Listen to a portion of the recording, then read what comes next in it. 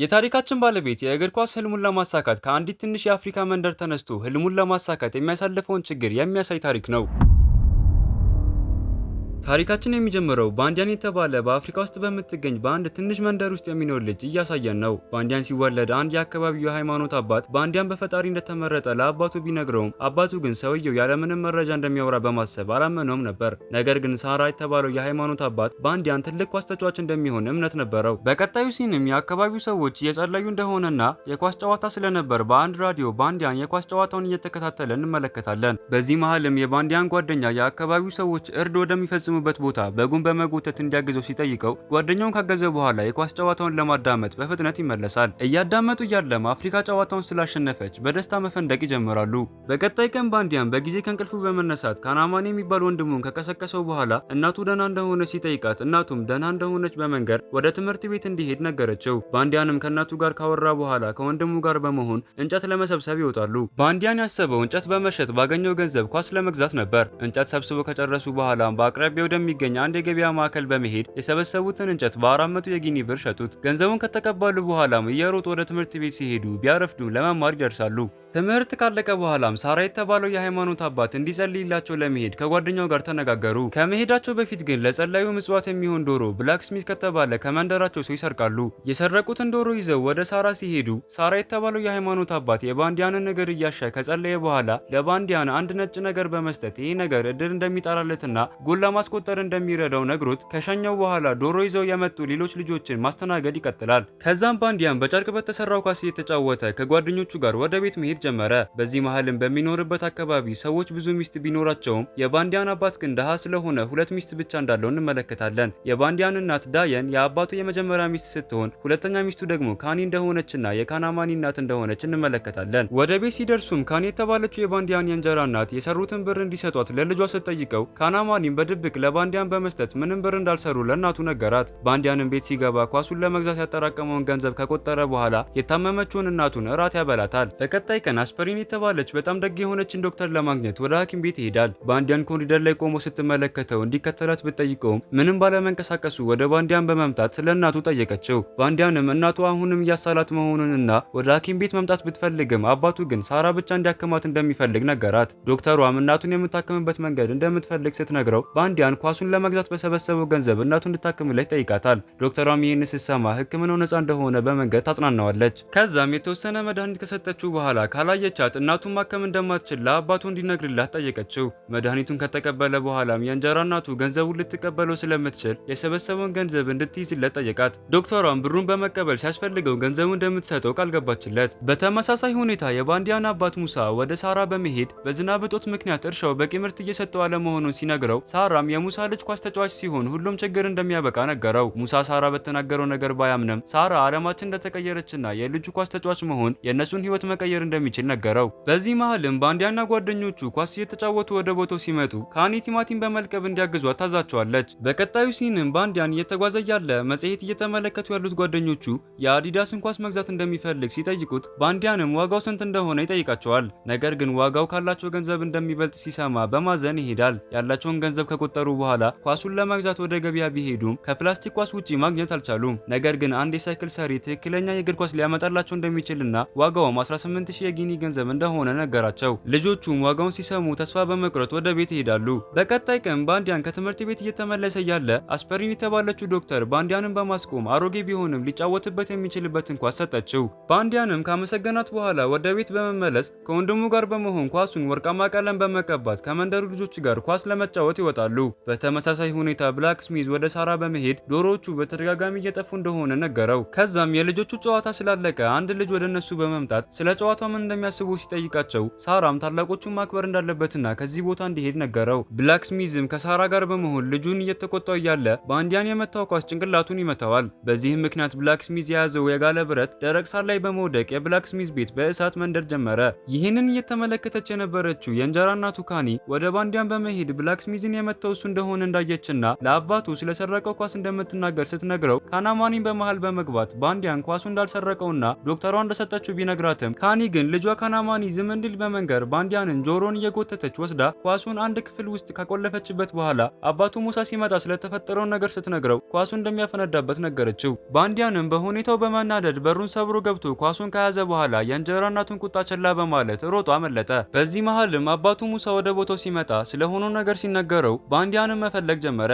ይህንን እያየ የነበረው ወንድሙ ካናማኒ ባንዲያን ወደ ተደበቀበት ቦታ በመሄድ እየፈለጉት እንደሆነና ደህና መሆን ከፈለገ መመለስ እንደሌለበት ነገረው። ባንዲያንም ቀኑን ሙሉ ዛፍ ላይ ተደብቆ ከዋለ በኋላ በምሽት ላይ ወደ ቤት ከተመለሰ አባቱ እንደሚጎዳው በማሰብ ወደ ቤት ላለመመለስ ይወስናል። ዶክተሩ ያለችበት ሐኪም ቤት ሲደርስም አስፕሪን ወደ ተባለችው ዶክተር በመሄድ እሷ ጋር ያስቀመጠውን ገንዘብ እንድትመልስለት ጠየቃት። ገንዘቡንም ከተቀበለ በኋላ እናቱ እንድታክምለት በመንገድ ይሄዳል። ከዛም አንድ መኪና ላይ በመንጠልጠል ከመንደሩ መውጣት ጀመረ። እየተጓዙ ያለም የሚጓዙበት መኪና ስለተበላሸ ሹፌሩ የመኪና ዕቃ ገዝቶ እስከሚመጣ ድረስ ባንዲያን መኪናውን እንዲጠብቅለት ነገረው። ባንዲያንም ብቻውን በመሆን ሰውየው እስኪመጣ ድረስ መኪናውን መጠበቅ ጀመረ።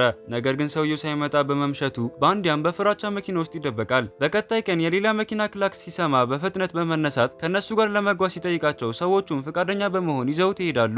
ትንሽ ከተጓዙ በኋላም ወደ አንድ መንደር ሲደርሱ መኪናው መዳረሻው ስለደረሰ እንዲወርዱ ነገራቸው። ባንዲያንም ኳሱን ይዞ እንደወረደ አንድ ሰው ወደሱ በመምጣት ኳስ እየተጫወቱ ያለ የነሱ ኳስ ስለፈነዳ ኳሱን እንዲሰጠው ጠየቀው። ባንዲያንም እሱን ካጫወቱት ለመስጠት ፈቃደኛ እንደሆነ ሲናገር ሰውየው በባንዲያን ሐሳብ በመስማማት ለአንድ ተጫዋች ቀይ ካርድ ከሰጠው በኋላ ተጫዋቹን አስወጥቶ ባንዲያንን ወደ ጨዋታው አስገባው። ባንዲያንም በሚገርም ብቃት መጫወት ሲጀምር አንድ ሰው ባንዲያንን መቅረጽ ይጀምራል። ባንዲያን ባስቆጠረው ጎል እየጨፈረ ያለ በትላንትናው ዕለት መኪናውን ጠብቅልኝ ብሎት የነበረው ሹፌር ባንዲያን መኪናውን ጥሎ ስለመጣ ባንዲያንን ማባረር ይጀምራል። እየሮጠ ያለም የዶክተር አስፐሪንን መኪና ሲመለከት በፍጥነት ወደ መኪናው በመግባት በፍጥነት እንድትነዳ ጠየቃት። ዶክተሯም እሱን በማየቷ በመገረም ቤተሰቦቹ እስካሁን ድረስ እየፈለጉት እንደሆነ ትነግረዋለች። እስካሁን ድረስ የት እንደነበር ብትጠይቀው ምንም ሳይመልስላት መኪናው እንድትነዳ ነገራት። ከዛም ዶክተሯ መንዳት ስትጀምር ባንዲያን ለምን አካባቢውን ለቆ እንደወጣ ይነግራታል። ዶክተሯም አባቱ እንደማይጎዳውና ወደ ቤት እንደምትወስደው ነገረችው። ባንዲያን ግን ወደ ቤት መመለስ ስላልፈለገ አንድ ከተማ ላይ እህቱ እንዳለች በመናገር እዚያ እንድታወርደው ጠየቃት። ዶክተሯም በሐሳቡ በመስማማት ወደ ቦታው ወሰደችው። ከመኪናው እንደወረደም ዶክተሯ በተነጋገሩበት ጊዜ መመለስ እንዳለበት ከነገረችው በኋላ በአንድ የመንደሩ ልጅ በመመራት ወደ እህቱ ፋንታ ይሄዳል። እህቱም ባንዲያንን በማየቷ ስለተገረመች ለምን እንደመጣ ስትጠይቀው የሆነውን ነገር በሙሉ በመንገር የሷ ቤት ለተወሰነ ቀናት እንዲቆይ ጠየቃት። ነገር ግን እህቱ ፋንታ ከጓደኞቿ ጋር ስለምትኖር ከሷ ጋር ማደር እንደማይችል ስትነግረው አንዲት ሴት በመምጣት ባንጉራ የተባለ ሰው ጋር ማደር እንደሚችል ለፋንታ ነገረቻት። በቀጣዩ ሲንም ባንዲያን ባንጉራ ከሚባል ሰው ጋር እየተጓዘ እንመለከታለን። ይህ ሰውም ስራ ከፈለገ ስራ እንደሚሰጠው ለባንዲያን ሲነግረው ባንዲያንም ስራውን ለመስራት ፈቃደኛ እንደሆነ ይነግረዋል። ስራውም ምን እንደሆነ ሲጠይቀው በነጋታው የሚሰራውን ስራ ራሱ እንደሚያዩ ይነግረዋል። ትንሽ ከተጓዙ በኋላም አንድ ቤት ጋር ሲደርሱ ባንጉራ ፎድ የተባለ ልጅ በመጥራት ባንዲያን እንዲንከባከበው ይነግረዋል። በቀጣይ ቀን ፎድ ባንዲያንን በመቀስቀስ ቀንዶቹ ሳያልቁ ወደ ቦታው መሄድ እንዳለባቸው ነገረው። ባንዲያን ግራ ቢጋባም ተነስቶ ሲሄድ እንስሳት ከሚታረዱበት ቦታ አልፈው ከተጓዙ በኋላ ቀንድ እንዲሰበስብ ይነግረዋል። በዚህም ባንጉራ ጌጣጌጥና የተለያዩ ነገሮችን በእነዚህ ቀንዶች ከሰራ በኋላ ለቱሪስቶች እንደሚሸጥና እንደሱ አይነት ብዙ ልጆች ለባንጉራ እንደሚሰሩ ይረዳል። ባንዲያን እዛ በቆየ ቁጥር ፎድና ጓደኞቹ ባንዲያንን ማግለል ጀመሩ።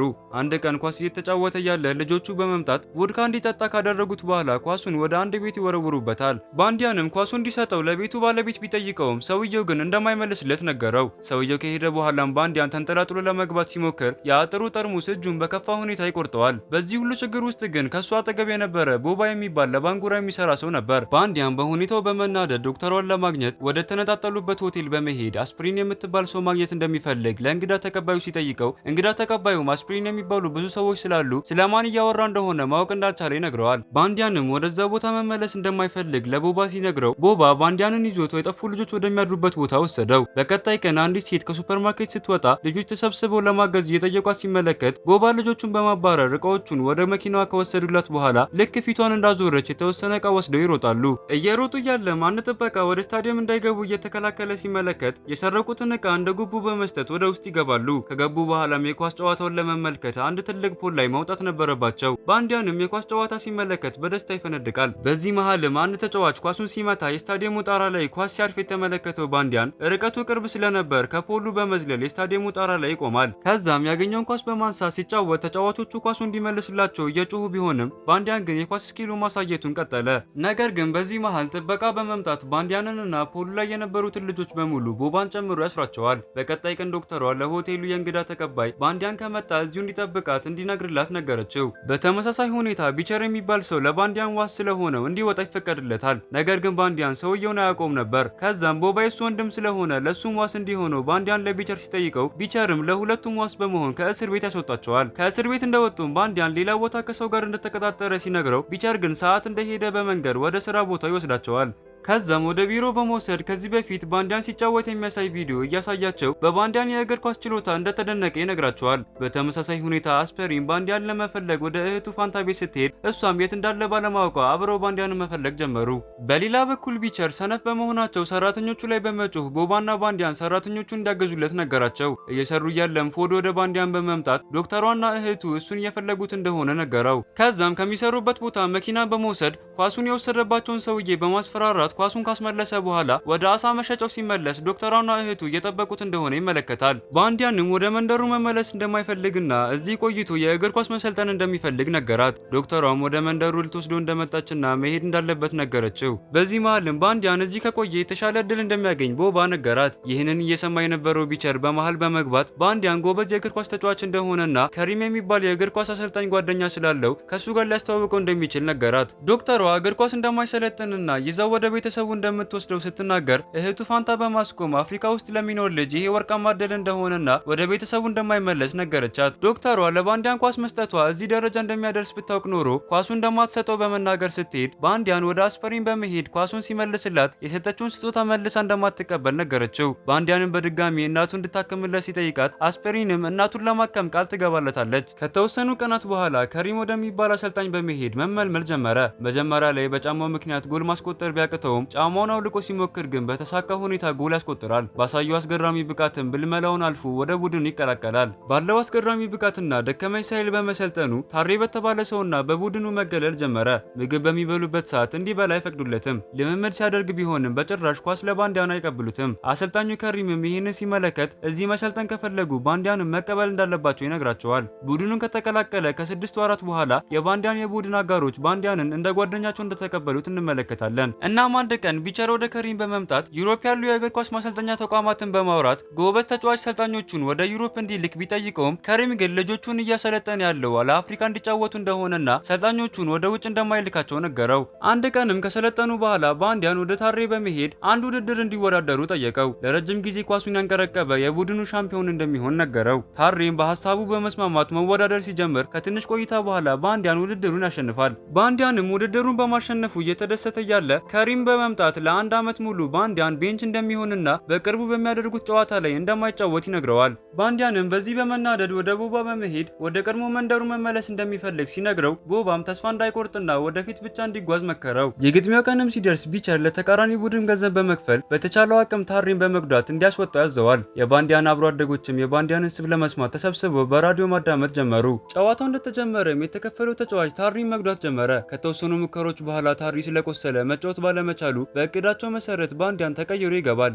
ባንዲያንም እንደገባ በሚገርም ብቃት በመጫወት ቡድኑ ያሸንፋል። ከአንድ ዓመት በኋላ እስካሁን ድረስ ከቢቸር ጋር የሚሰራው ቦባ ለቢቸር የተላከለትን ደብዳቤ ይዞ ይመጣል። ቢቸርም ምን እንደተጻፈ ካነበበ በኋላ ከሪምን ለማግኘት በፍጥነት ይሄዳል። ምክንያቱም የተላከለት ደብዳቤ አንድ የፈረንሳይ ተቋም ባንዲያንን ወደ ፈረንሳይ በመውሰድ ለ5 ዓመታት ሙሉ ወጪውን በመሸፈን ለማሰልጠን እንደሚፈልጉ የሚገልጽ ደብዳቤ ነበር። ነገር ግን ከሪም ባንዲያን ገና ልጅ እንደሆነና ቤተሰቡ ሳይፈቅዱለት ባንዲያንን ከላከው ማህበረሰቡ እንደሚረግመው ነገረው። ቢቸርም ይህንን ሲሰማ የባንዲያንን አባት ለማስፈቀድ ወደ ባንዲያን መንደር ይሄዳል። እንደደረሰም ዶክተሯ እህቱ ፋንታና ቢቸር በመሆን አባቱን ማሳመን ጀመሩ። አባትየውም መንደሩ እንዲቆይ ቢፈልግም የባንዲያንን ፍላጎት አይቶ ወደ ፈረንሳይ እንዲሄድ ይፈቅድለትና መርቆ ይልከዋል። በቀጣዩ ሲንም ባንዲያን ወደ ፈረንሳይ በመሄድ ወደ ተሻለ ህይወትና ወደ ስኬቱ እየተጓዘ እያሳየን ታሪካችን ያበቃል።